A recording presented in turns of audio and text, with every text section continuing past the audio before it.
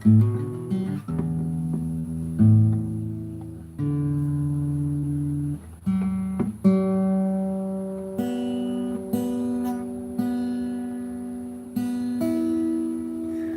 wow. Look at that infinity. Look at it.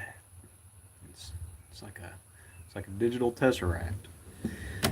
Welcome to See You Next Thursday live stream. Tonight's topic will be Ick the movie, not the state of being. Oh wow, just look at it. It keeps growing. That's awesome. It's pretty good.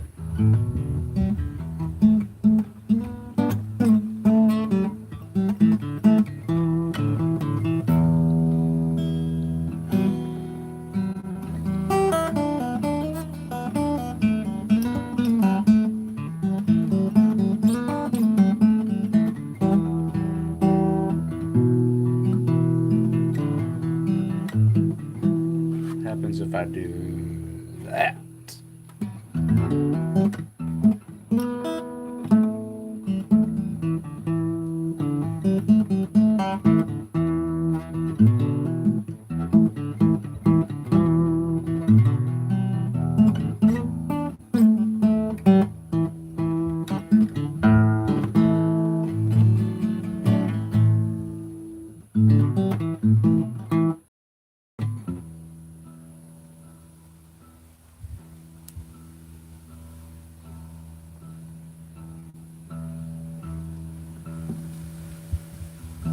All right, that's pretty awesome, but we can't sit here and watch it all night because we got some weather coming in here. Looking like it might get a little on the rainy side, I hope, because man, it was like 97 degrees today, and it felt like 107, maybe higher. All right, I've had this open just to make sure it was gonna, just to see and make sure it was gonna work. We can close. So what we're gonna talk about today, I talked about Tuesday, but it was dark and I could not use my notes. So let's spin ya. See, I've got notes in my notebook from where I watched this movie 2 times.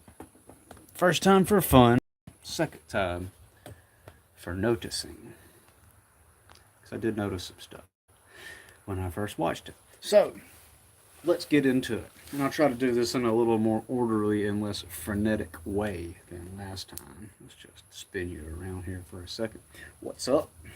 Where am I looking? Right here? Yeah. What's up? I'm your host, Jeremiah. Why am I wearing this hat right now, you might ask? Well, I cut the grass today and I had to wash this thing, and because it got extra dirty. And when you wet palm leaf, which is what this is, as you can see, when you wet it, it makes it soft and pliable. So I'm now wearing it so it dries back out at the right size for my big fat head, because it's like a 27 and 5/8 hat or something like that. It's a good size. So the ick.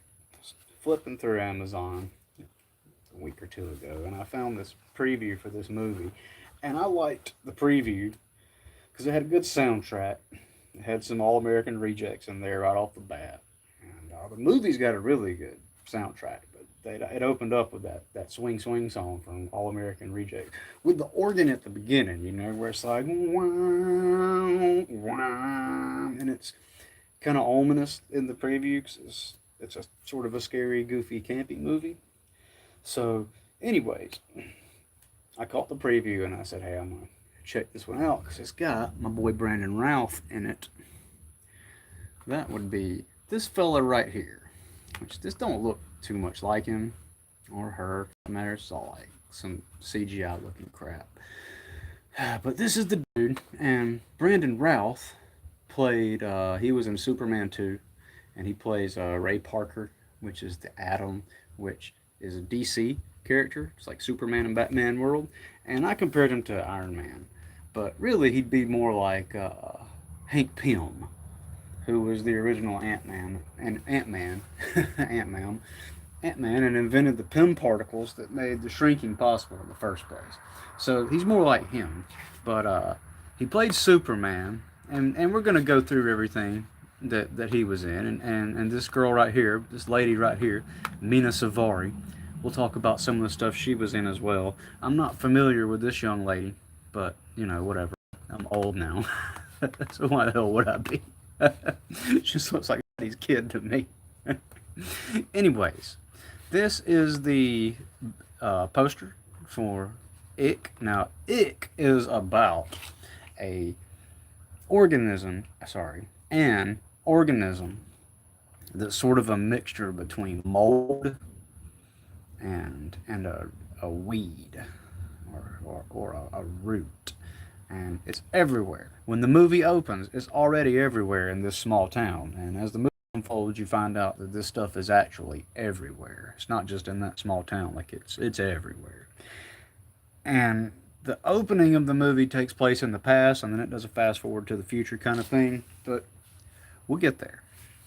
Because first of all, I want to go through the characters, all right, and some stuff about the movie and these characters' histories, all right. So, main character Brandon Routh. Brandon Routh, born October 9, 1979, American actor. He was Superman in Superman Returns, which came out in 2006. And in the story, Brandon Routh, who plays Superman, he has been gone for 5 years. So since 2001. So essentially since, 9/11, I suppose. He was gone. He wasn't here to stop that. And he was gone looking for Krypton and for survivors, and he was gone for 5 years. And when he comes back, Lois Lane has a kid, and she denies that it's Superman's, and she hides it from him. And it becomes clear as the movie unfolds that that's definitely Superman Jr. because he's got superpowers. So Superman has a kid. Put a little pin in that. It's mostly. Oh, also he was in.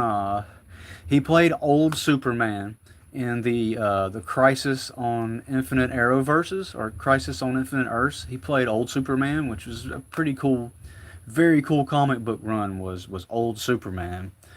And so he got to play that. That's pretty neat. Oh, the show he was in was called Legends of Tomorrow, where he plays Ray Palmer / the Atom.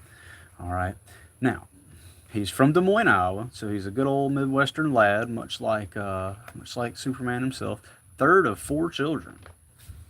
So he's got siblings, and that's cool. Uh-oh, what did I do here? There we go. So that is Brandon Routh. He's the main character, Mr. Wallace. Maybe his name's Ted or Jeff. I don't remember. Mr. Wallace. I just call him Brandon Routh. Whatever. So his love interest, at least whenever they're at the beginning of the movie and they're back in time in high school, is this woman here, Mina Suvari. She was born February the something. Where is it? Where's the old? Yeah. She's born February 13th, 1979. So they're both 2 years older than me. So they're each 46. Going on 47. And possibly 47 now. I don't know. I don't feel like mathing it right now. Somebody let me know. It don't matter. Anyway, she plays his love interest.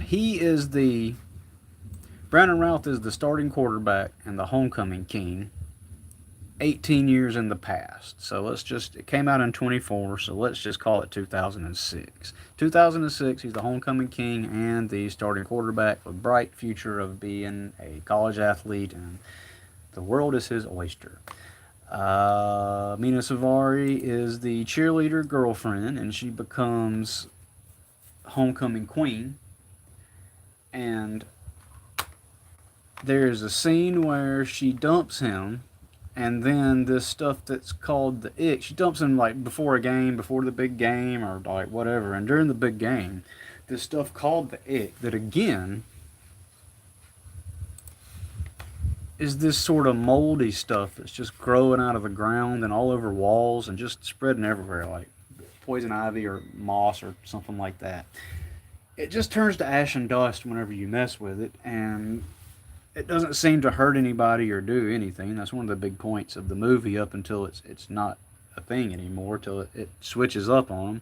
But it does get aggressive with him because it comes up out of the ground during one of the plays, wraps around his right knee, breaks his leg backwards very painfully, like grasshopper style, and the entire rest of his life, I suppose, for sure until he's, my age, he's walking around in a leg brace that really kind of slows him down the whole movie. He can't run in that thing, and he can't really do too much heroic stuff in it, at least not gracefully. He does do some good heroic stuff in it, but it's interesting that they chose to cripple this guy because it puts more stakes on the movie. And the movie's kind of a goofy, campy sort of a horror movie, but it has got some comedy in it and a killer soundtrack.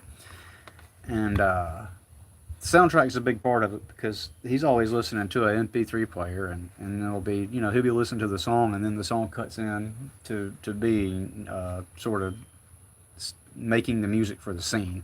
You know what I mean? So she breaks up with him, and he gets hurt immediately because of the ick during a football game, and it ruins his career as a football player, so he's stuck in his small town. And he ends up hanging out with his dad, who owns a bar, and they drink a lot. And his dad is Jeff Fahey. Jeff Fahey is one of those cool actors from the 80s and 90s who was in a whole lot of stuff. He's sort of a scruffy guy with blue jeans and a denim jacket. You know what I mean? Denim shirt, denim jacket, or South Alabama tuxedo, however you prefer to look at it. Jeff Fahey was in a movie called Lawnmower Man, which is based off of the short story by Stephen King, where a mentally handicapped man is made very intelligent by an experimental scientist. He gets extra smart and becomes essentially Neo from the Matrix inside of this virtual reality world.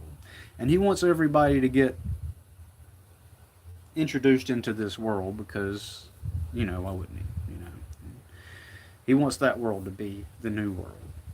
It's what the lawnmower guy does. So Jeff Fahey's in that. Now, keep that in the back of your mind. Jeff Fahey is in The Lawnmower Man, where tech takes over his mind and makes him believe that he is all-powerful, invincible inside of this realm. All right? Mina Savari, the guy's girlfriend, she is in the movie American Pie, and also in the movie American Beauty with Kevin Spacey and all the roses falling down in little scenes or whatever. I'm not that familiar with most of these movies, but I've probably seen Day of the Dead, I imagine. I don't know. Oh, it's a remake of... I'm sure I've seen it because I've seen all these zombie movies. Good luck making me figure out which one it was. Maybe it's the one with Ving Rhames in it? I don't know. Anyways, Mina Savari and this guy, Brandon Routh, they break up and they go their separate ways. He stays in town with his dad, Jeff Fahey, who owns a bar, and eventually Brandon Routh gets into Alcoholics Anonymous because he's got a drinking problem. Not real Brandon Routh, but his character of the movie. And he becomes a janitor at the school, and then he goes to college and figures out to become a teacher, and he becomes a teacher. So fast forward 18 years from when he got hurt and when Mina Savari's character broke up with him. 18 years in the future, they're still in their town, which is called Eastport or Eastville. Let's see. Eastbrook. Eastbrook's rivals are called Vicklesburg, and they have a down. They have the power down. And that comes into play later on. And at some point, Mina Savari had a kid with the guy who was their designated driver, who was Peter Wong. That's his name in IRL, I suppose, in real life. I think he's like designated Dave or something. You know, he doesn't drink, so they need a ride home, sober ride home. So he's always a designated driver, and she ends up getting with him. And he's a little sweet in the movie. You know, his character, he's got a little sugar in the tank, etc. And so they have a kid, and the kid's 18, or well, I guess, you know, the kid's probably 17 because she's still in high school. I don't know, whatever. She's in high school, and Brandon Routh has become a teacher, and she and her husband have become real estate agents. So he's a teacher, they're real estate agents, and the kids ask him one day about the ick, and he just says like everything's fine, you know, nothing's ever happened with it. But again, he was the homecoming king, star quarterback, hurt his leg and blew it out, became an alcoholic, then became a janitor, then became a teacher. So his aspirations and sights in life got really narrowed down because he stayed in the small town for his family. Now I know there's people that can relate to that story. I know I certainly can. One day, after the ick has noticeably spread,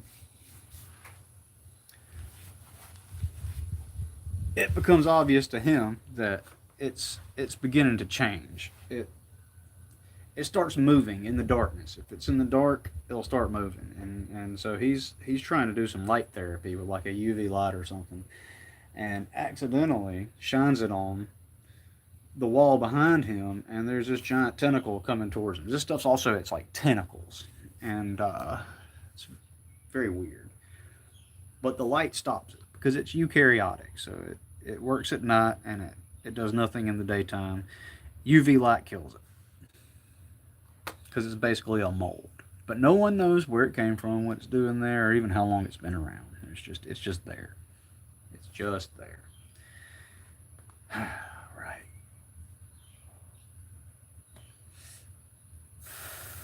Now, real estate agent chick, Peter Wong, they have a kid. She's in high school. Superman's the teacher. Where are we at? This is her. This is the kid. And it comes out that she's actually exactly old enough that he could be the daddy. And her old man is Asian, and she is not Asian. So he's immediately like, hold on a minute. Like, you serious? This could be. Let's talk about this because I didn't know. He finds out and he's suddenly interested. And in the midst of finding all that out is when the ick attacks. So this movie was on Prime, like I said. It was produced by Vertical and 101, which is an interesting number, right? And then also AGC Studios. And so I just want to throw that in there before I forgot, because it's one of the things that I won't remember if I turn the page. Let's see. Interestingly,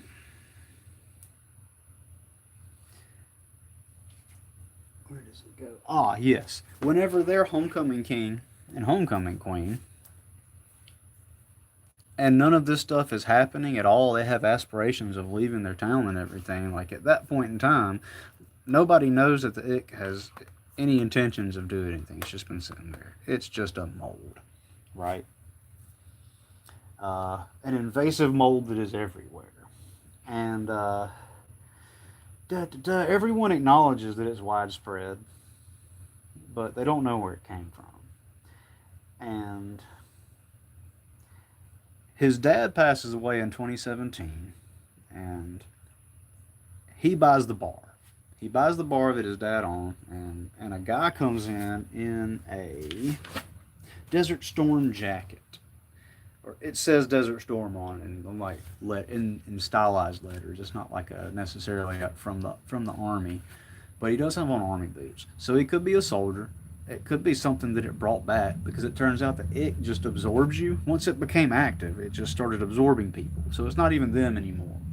It absorbs them, and it reanimates and reconstitutes. If they are useful, it brings those people back. So it's a hive mind. It's one organism tending to be these people. It gets all their memories, all their experiences, all their knowledge. So the first people that it absorbs are the local law enforcement. So keep that in mind. It absorbs the local law enforcement. And it messes with the power a little bit, but this stuff's already in all the pipes and all the sewers, all the tunnels, all the everything. You know, stuff's everywhere.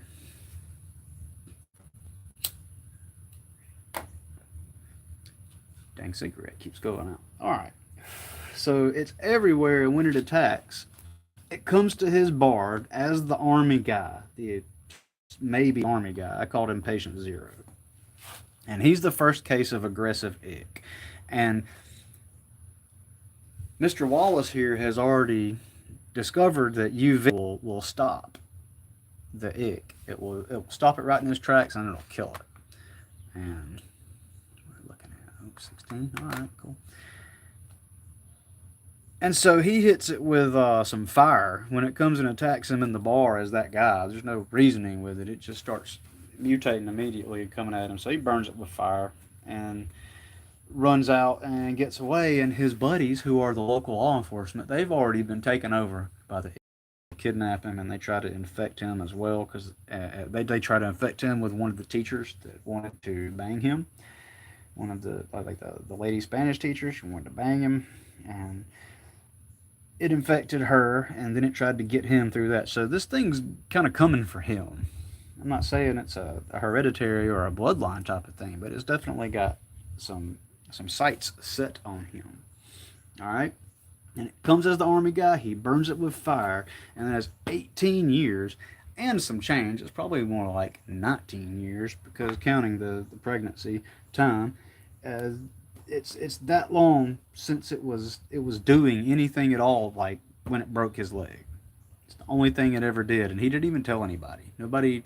He may not have even known, because it happened so fast and he was in so much pain. So the ick causes tentacles. It causes white eyes. And it turns into black goo. And it can be killed with fire. Alright, so the ick is the black goo. Alright, the ick is the black goo. Put a pin in that. His two buddies, the law enforcement, they try to infect him because they are now very aggressive and psychotic. And let's see, they use a gas mask to try and force, like a funnel style, like a beer bong style gas mask, to try and force the infection onto him. And the tentacles refer to, as the guys with the tentacles, they refer to themselves as possessed and chosen, and state that those that it does not value, it consumes. Okay, so put a pin in that. They believe they are chosen, and they are actually possessed by the black goo that's essentially a strong, sentient, hive mind mold. And you know, we have a lot of evidence of mold and spores and fungus being interconnected and sort of hive-mindish in a way that people can't really understand, but we can sort of observe, you know, chains of mycelium and big bunches of mushrooms linked together and whatnot. So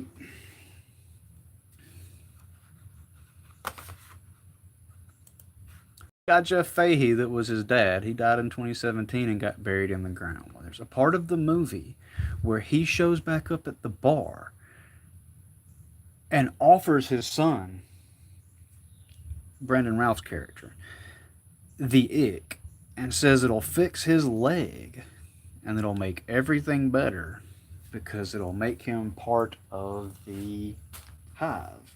Of course, Brandon Routh turns that down and burns the whole place down, because that ain't his daddy anymore. His daddy's gone.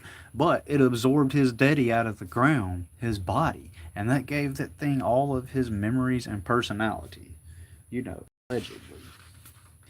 So this stuff's everywhere. So when it does activate, it's very, very effective, right? And at various times, the girl Grace, who is his potential daughter, Brandon Routh's potential daughter, she says that she thinks the ick is watching them. All right, and they go to a house party, she and her friends, and that's when the ick activates and attacks. And so, at various times at the party, they refer to sexy zombies. They say J.K. Rowling sucks. Let's see, they accuse Mr. Wallace, Brandon Routh's character, of wanting to bang Grace because he used to date her mom, and they think he's trying to like complete the set or whatever. You know, I think that's what they say. But he actually thinks he's his daughter, and he's trying to save her. He wants her to leave the party. So she passes out so she doesn't get infected by the ick. And then when it attacks, they get saved by the army that shows up and shines a bunch of bright lights on them. Now, the lady in charge of the army, the general in charge, her name is A. Prentice. So, apprentice. Okay? And let's see. It knows everything the victim knows, like I said. So once it gets all of the people, if it touches you, you're done for. It's got you. You just explode and it's got you. And so it knows everything. So the army saves the people that are the survivors, and then they take them to a safe place, which is Small Mart. And the army tells them there's not any help because everybody's having this same thing happen. They say it's going to be 4 to 8 years before it goes back into dormancy again. And they specifically say that the government's not going to save them. So they need to take care of themselves. There's no help. Put a little pin in that. They specifically say to close the sinks and the pipes, so that means no water. Let's see, they're specifically told that you got to take responsibility for yourself. They also say that if the ICK wanted to build a mosque, they'd probably take it seriously. It's kind of interesting. Let's see. He tries to give them the solution, but of course they already know because they used the UV light to save him, and they pretty much mock him for doing that. They pretend to president, and then they make fun of him about it, you know. Let's see. They don't have enough lights to do this. I guess my computer just died. That's okay. You're stuck with me. They don't have enough lights, enough UV lights, because there's supply chain issues. Stick a pin in that. Let's see. There's a show called Info Asylum, which is like old AJ. You know. Let's see. There's a lady says that she doesn't take vaccines because the ick makes their immune system better. They carry on with their life as usual because they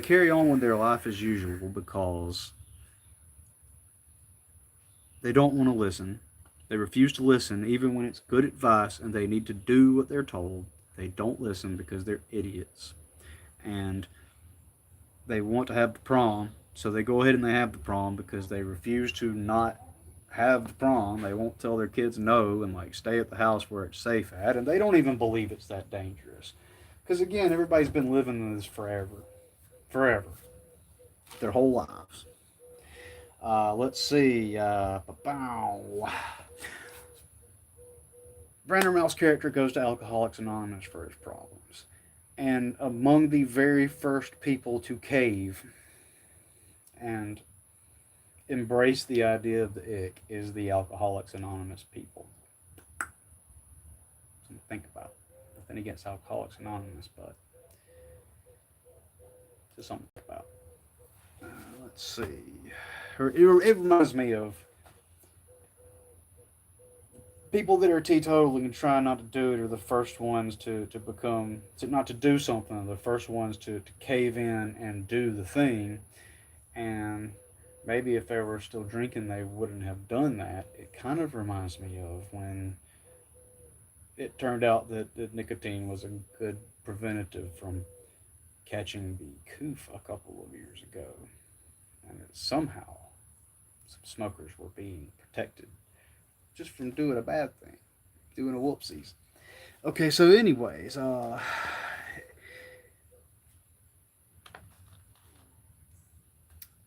kids are essentially becoming like cyborgs. They're totally infected and taken over by the ick, like the Borg, and they might have a little thing sticking out, or they might be awful pale or something like that, and that's really the only way you can tell that something's the matter. And I mean, really, you don't notice like a little tentacle, like what's going on with you, man? That's not normal. But that's the only way that anybody knew.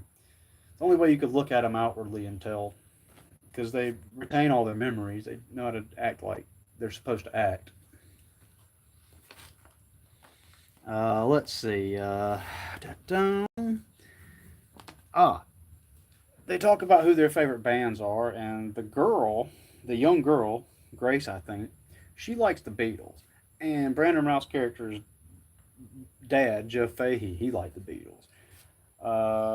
Brandon Routh's favorite band was Creed, and his daughter didn't even know who that was. Uh, I thought that was funny. Nobody knows who Scott Stapp and Creed are in the new generation. They say to eat your poison, and they call someone Doctor Science. Doctor Science. Sound familiar? Doctor Science. Plead the fifth. Doctor Science. Let's see. His dad comes back to life. His name's Hank. The Brandon Routh's character's name's Hank. I've got it. Found it where I wrote it down. Hank's dad comes back, and he's talking to him, and he tells him that the ick is a program of chaos.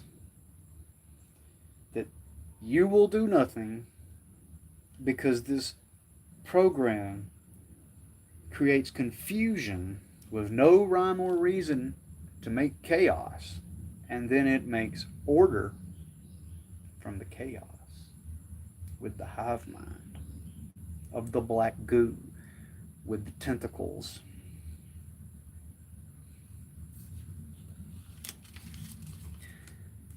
Now let's see.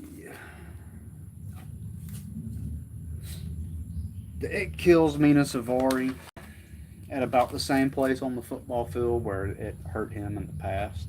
So at a certain point, you kind of start thinking this thing's out to get him. Broke his knee, and then it killed his baby's mom, and then it absorbed his dad and brought him back to life. Where's this guy's mom at? Is the ick Brandon Routh's mom? Hank's mom. Sorry, Brandon Routh. Let's see. Everyone thinks the government will take care of it. Even though the government totally told them, the government specifically said, we cannot help you. You need to take care of yourself. The government cannot help you. We don't have the resources. Why? Because there's supply chain issues. It's a pervasive. It's nationwide. It's everywhere. It ain't just their town. It's everywhere. At the end of the movie, you find out the president's been missing for a couple of months. Like in the aftermath, they never talked to the president again in the movie, anyways. So maybe they found him later in this fictional world, but as of the end of the movie, nobody's even seen the president in a couple months. So the ick has an intelligence to it, like I've said, and it's not strictly just a villain. It's an agent of natural selection. It takes what's useful and it absorbs it and uses it however it needs to, and then it consumes what's not useful. And the ick finds Hank, Brandon Routh's character, finds his MP3 player and puts it in a place where he finds it later. He's trying to take the old long walk off a short cliff, and they ended up having put a net under the cliff, so he couldn't even take himself out. You know, he wanted to die and could not, and not even because he was possessed by the ick, but because the ick was like gaslighting him. made him want to kill himself, and then he jumped off and then landed in the net. Well, the Ick put his special MP3 player that has all the good songs off of the soundtrack on it, put it down there in that net. So when he found it, he put those earphones on, and as he was listening to some songs, it made him think of young Grace, who's probably the daughter. And then all the power for the town got cut. So the ick is in the infrastructure, not just the water, not just the pipes, not just all. It's everywhere. Not to mention it absorbed all the people, so the power people would have, it could do anything it needs to. There's no safe passwords with the ick. There's no privacy. There's no any of that. It's all gone because the ick is everybody at that point, right? So the infected say that the non-infected are the infected. Does that sound familiar to anyone? Does that sound familiar to anyone? That the ones who don't have it are actually the problem and are the ones that are spreading it. I mean, I've heard that story a time or two before in the last several years from Dr. Science and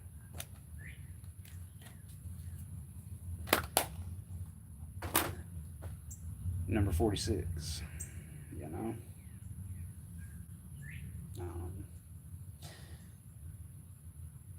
they use the phrase wokeness like a weapon. So the ick sort of hive minds the people that are the hive mind. Pretty funny to me. And inside of the ick, all of these people that it's absorbed, all of their bones and clothes are just kind of like pieces of them floating around in there because they don't exist anymore. There's things like the Blob. I don't know if y'all have ever seen the Blob. They're actually watching the Blob when Jeff Fahey passes away in the movie when he has a heart attack. But the Blob just absorbs you, and then there's just like socks and bones or something left in there. Well, you kind of get that at one point. Get a shot of the inside of the ick, and that's pretty much what's going on. There's like some road signs that have been ripped up, and parking cones or something, and some people's bones. Because as soon as you hit it, if you're an organic, it absorbs you and disconstitutes you. Okay, now the way that they beat the ick is they just make it through the night because it can't do anything in the daytime. So they make it to daytime, and the giant piece of ick that's been chasing them, it just turns to dust and ash. And at the end of the movie, Brandon Routh, Mr. Wallace, his job is for a company that specializes in installing UV lights into street lamps. Special, sort of blue, white, purplish white colored UV lights. I mean, they were mostly white in the movie, but I've got some UV flashlights, and they're blue. Sort of like many of the strange, unexplained, bluish, purplish street lights that have popped up everywhere. They said there was a batch of bad lights, and they just all went out to places right next to highways, This place is full of UV lights on every street corner. And I assume these businesses have popped up all over the place because there was a supply shortage that specifically kept them from having enough UV lights, which was the motivation for the military to tell everybody to just stay at home and don't drink any water, stop up your pipes, don't let anything in, because the ick, an intelligent mold, took over the infrastructure, first responders, teachers, the soldiers, the children, power? The water. The means of moving the water. Maybe the food sources. The ick crept in and took everything over underneath their nose and no one knew about it. An organic, mold-based program that turns order into chaos and then turns chaos into order by assimilating all intelligence, absorbing what's not useful and keeping what is useful, and making a hive mind. The only way to stop the ick is with UV light or fire, good old fire. And the guy at the end of the movie is installing UV lights into every outdoor light orifice. It's his job to put in special lights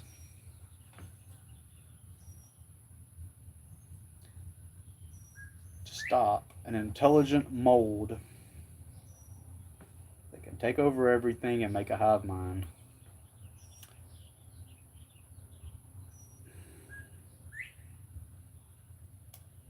Can't help but feel like I've heard that story before, but in slightly different terms and maybe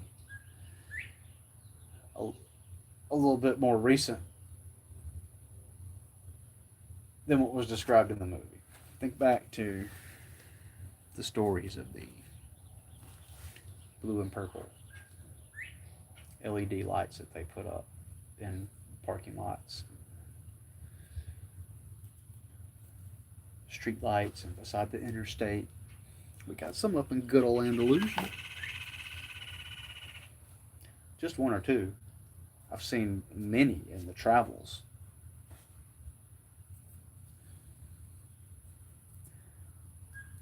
Is that what's happening? We living out it? Invasion of the body snatchers?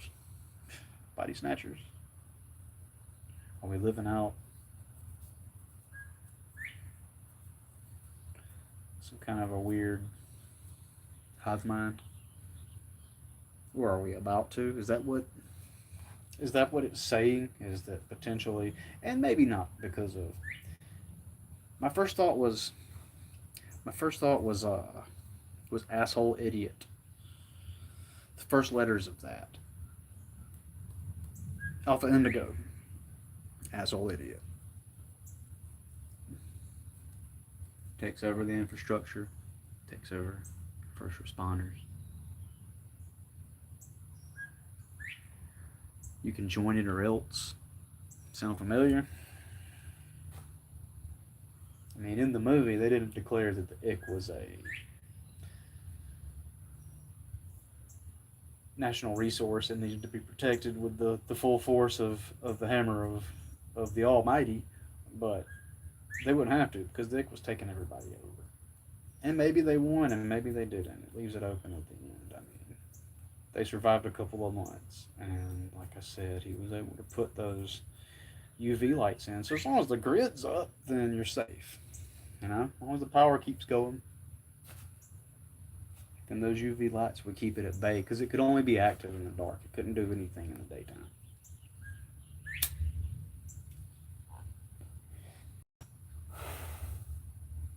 Now,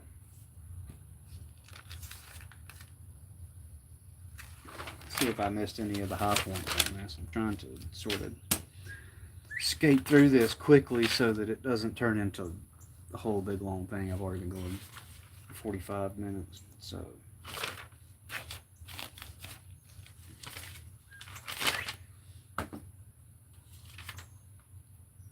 okay. I didn't hit all the high points, but I hit most of them. So let's just recap.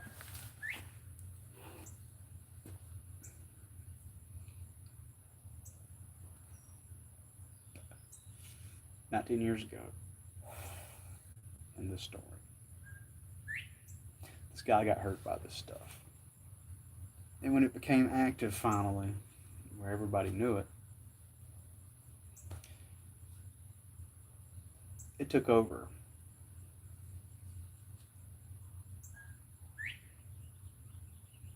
first responders,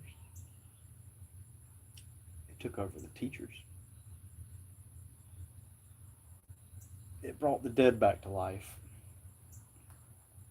sort of. It's a sort of a forgery, a shitty forgery. Took down the grid.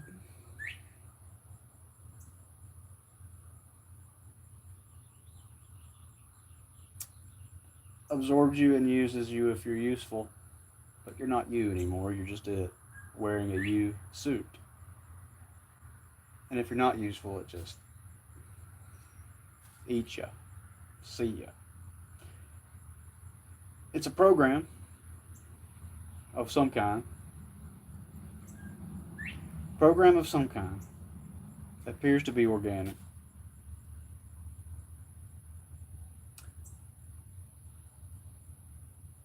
And the whole point of the program is chaos.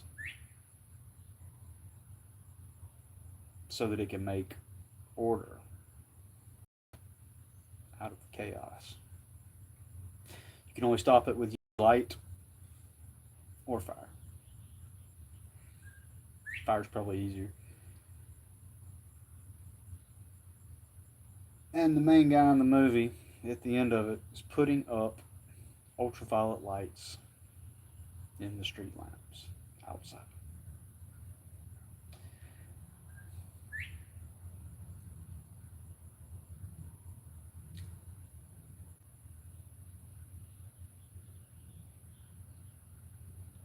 Obviously, it's a movie, but there's some metaphors in there that we could flesh them out and hold some mirrors up to contemporary reality. And that's sort of the point of a horror movie, is to shine an uncomfortable light on something that you don't notice it as much because it's too busy giving you jump scares and laughs and that sort of stuff. You know?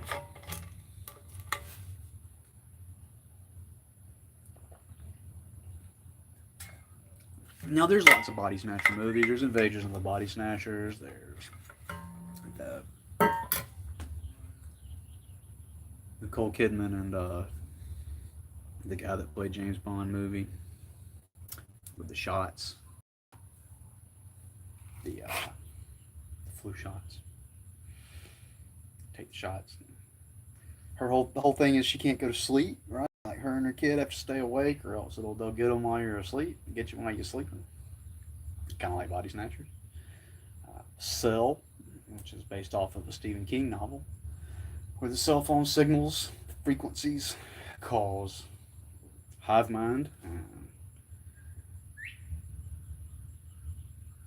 no more humanity in those individuals who become the hive mind.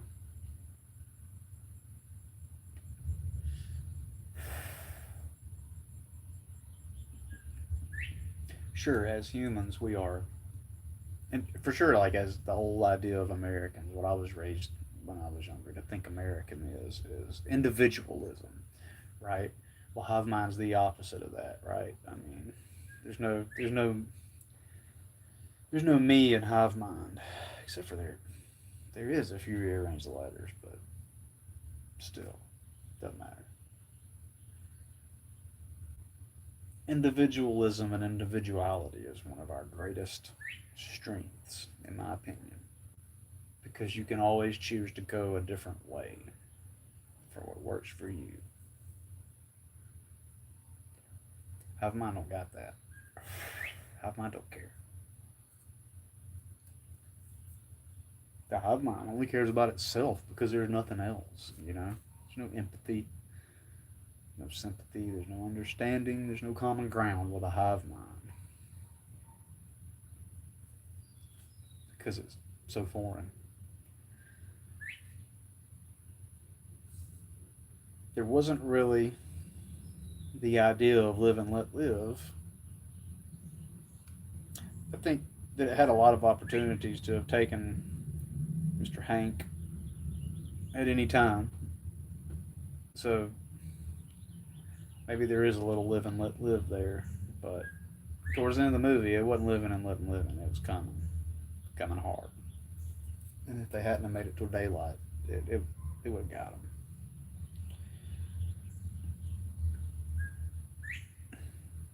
They could see the thing that was coming.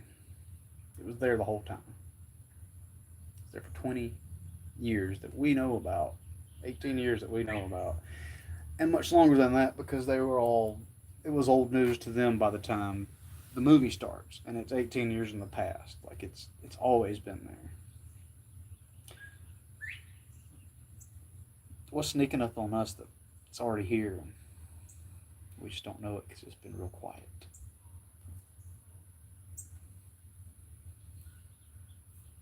What's creeping in and getting a hold of whatever? What's being willingly turned over to something for the good of everybody? Sounds like some Howland shit to me.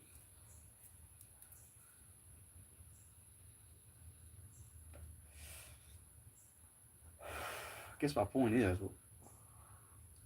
in scary movies, there's always a way to stop the thing, whenever it is.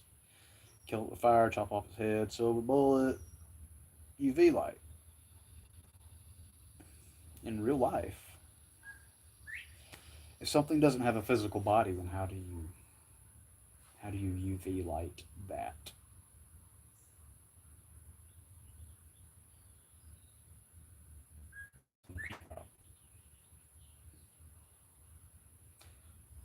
An intelligent biological program. A program. I mean, it says it's a program.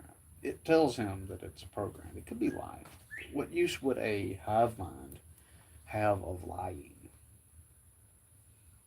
Especially when it has the hubris of thinking that it's already victorious and there's really nothing you can do to fight it. It's he called it monologuing. Got that thing monologuing and then burned the fucking bar down around him. His own dad, because it wasn't his dad. It was a facsimile, a poor imitation, an imposter, a doppelganger, a body snatcher. No matter how much, no matter how much you want your dad to be back, that ain't him, man. That ain't him. And I feel that.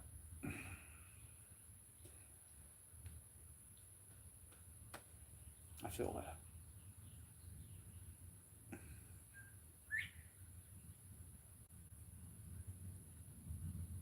And he did the hard thing.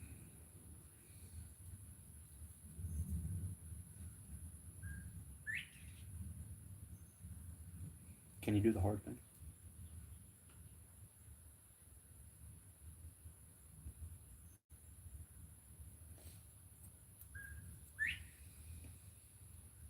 I hope so. Open. When it rears its ugly head and reincarnates my dad out of the ground, and he shows up and offers me the world.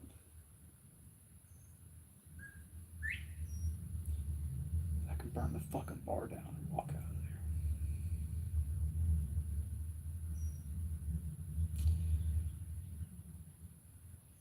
And if you can't, then I understand.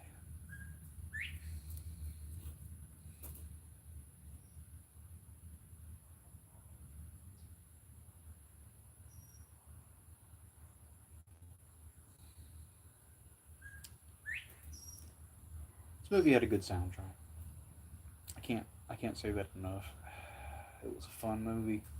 It really felt like an early 2000s type of a movie where there wasn't so much of an agenda being pushed. In fact, they clown on wokeism and on conservatives as well. It's not a one-sided thing, which is refreshing. I mean, I'm neither one of the. I'm neither side of the thing. I'm neither, and I'll never be either ever again. The last several years has broken me of that. And if it didn't, then the last several months for sure has. Last several months was just pounding the stake through the heart that was already in there for that. And, horror speaks in metaphors, and oftentimes it's the social commentary. Zombies are, the starving masses, and vampires are the immortal elites in the background. It's all good versus evil, but it's also metaphors for aspects of real life. What is the ick a metaphor for? What is creeping in and taking over infrastructure and first responders and teachers and children and water and power and sewer? That's all infrastructure. And promising unlimited returns as long as you go along with it, but understand that you can't stop it. What's doing that, I wonder? What is tentacling out as I speak and getting a grip? Alpha Indigo. Asshole idiot.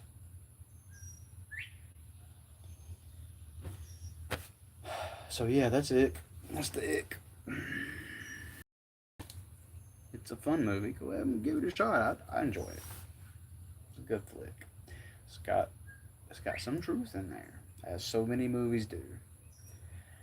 And I hope that my ramblings on this are informative and maybe educational.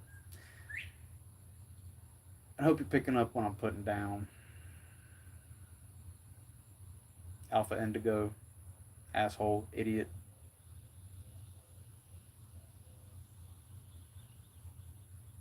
What time is it?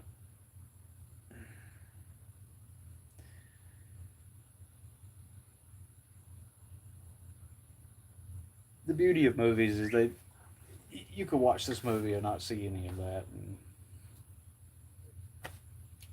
see other stuff that I didn't see. So give it a watch. There's probably stuff that I didn't even see, because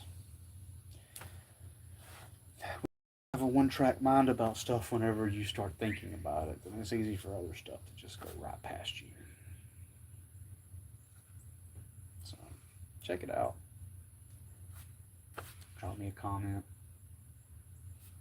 Let me know what you think. Let me know if you see stuff that I didn't see. If you do any video on the ick, let me know. I'll watch it and see what I think. And we'll put our heads together on this. Because entertainment isn't just entertainment. It's also information. And it's things that I don't even think they have. Some people think, oh, they have to tell you things because it's a karmic thing. If they gave a shit about karma, then they wouldn't do the bad things, even if they told us about it. If I come to you and I say, dear view, I'm going to kick you in the balls and I'm going to take your wallet, it doesn't make it okay for me to then do it. So I don't think it's a karma thing. I think it's more of a bit of hubris and overconfidence, and also the archetypal nature of information to just pop into stories